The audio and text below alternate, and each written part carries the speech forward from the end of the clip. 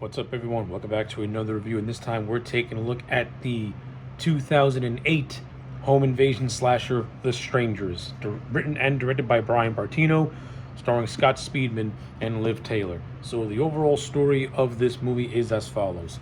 A couple named James and Kristen are at James's childhood home in a rural, remote area, and throughout the course of this movie, they start to be harassed and terrorized by three masked assailants. So, yeah, that's the overall premise of this movie. Let's go over it.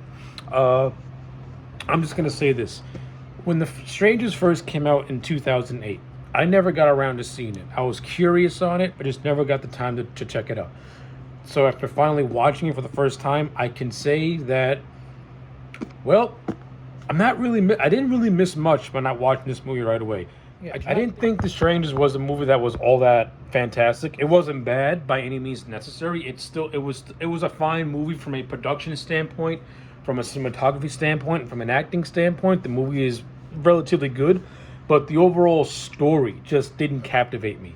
I think the characters of James and Kristen, they're just too cardboard, they're just too wooden, and it's too cliche. Like their characters are very cliche, and they do very cliche things that when you're watching the movie, you're like, okay, a smart person wouldn't do this. It's almost as if the movie is forcing these characters to do dumb things just for the sake of moving the plot along. A good example is when the character of James leaves the house to go get his cell phone that he forgot in the car. And then he has the bright idea to walk down the streets, knowing that there's some dangerous people out there, and he has nothing to protect himself with. That is a forced scene of a character doing something that's not really smart. Like, okay, in real life, people can forget their things. That I understand. But when you're in a situation that is dire, and you can clearly see that your girlfriend is scared shitless and is begging you not to go outside, first off, why would you even go outside to get your phone without bringing something with you at least? Like, bring anything. Bring a gun, bring a knife, bring a weapon. He may have grabbed a knife, I don't remember. But again, you're going out there not knowing just how dangerous the situation really is, and instead of taking precautions, you're kind of doing a dummy thing. I didn't really care for that. Not only that, like not even 5 minutes later, it's revealed that his phone was in the house the whole time because his car got broken into by one of the assailants. See, if he would have took the time to look around the house, he probably would have found his phone. But it's little things like that I didn't care for. And even the character of Kristen makes questionable decisions I didn't really like. So like, the acting wasn't the problem. It's the direction that some of these characters went into that I didn't really care for. And there's also an instance where they meet one of the assailants out of mask, who's like this little girl knocking on the door, looking for someone named Tamara.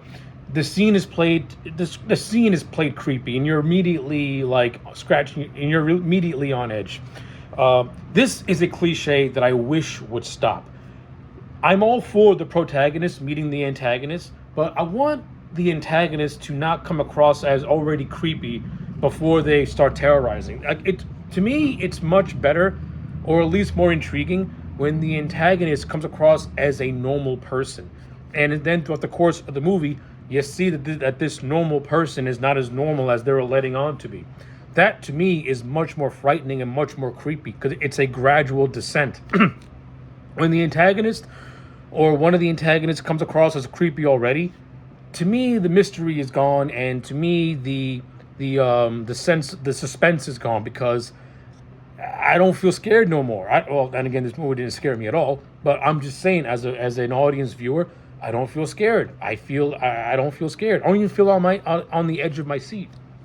You spelled out the fact that these people are crazy, and now I'm just waiting for something interesting to happen.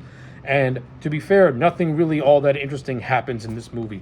The movie is basically these two characters locked in a house trying to figure out how to stop these three assailants from killing them, which they eventually do, with the exception of Liv Taylor, who has a stupid jump scare at the end. But aside from all those negatives, the movie does have some decent things in it. Again, I think the overall direction is decent. The director Bryan Bertino, he did a fair job at trying to create some suspense, at trying to create some tension, and you do have some decent scenes of suspense and tension. I think one of the better directed scenes is where this character called Mike, who was one of the best friends of James, is walking into the house and he accidentally gets killed by James. I think that was actually a pretty suspenseful scene because James is so scared that he shot his best friend thinking that it was one of the assailants. And and I thought Speedman did a decent job at portraying the grief of killing somebody that he was very, very close to mistakenly. I thought that was fine.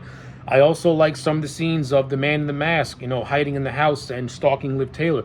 It gave me some vibes of the original John Carpenter's Halloween, where Michael would always stand in the foreground of someplace, and the characters are totally oblivious to him being there.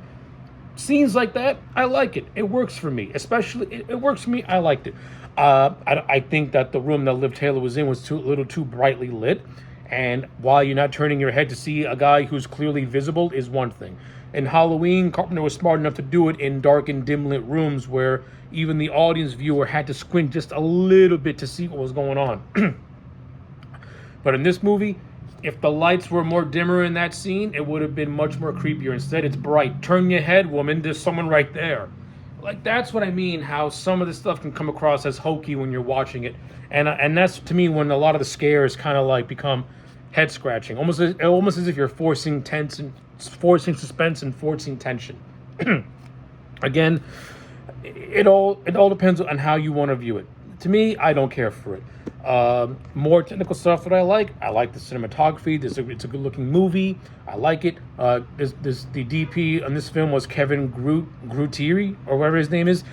You'll recognize him from the Saw franchise. He directed a number of those movies, so you have some talent behind the camera, so I'll give it that.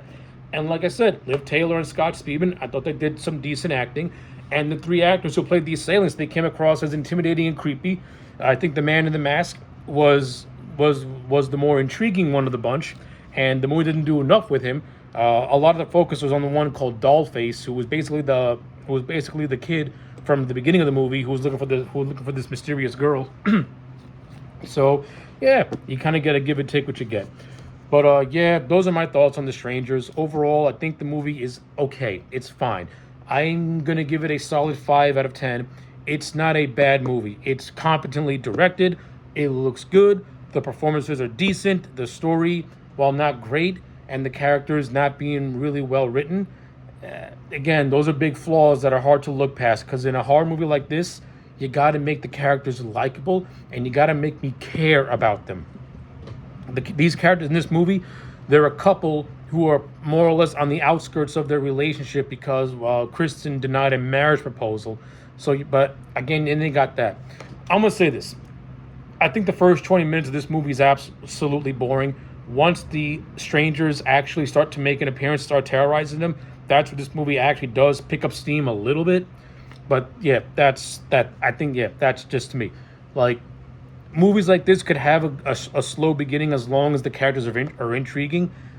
Yeah, this is an example of the first 20 minutes is just padding time till you get to the good stuff, which is a big flaw for me.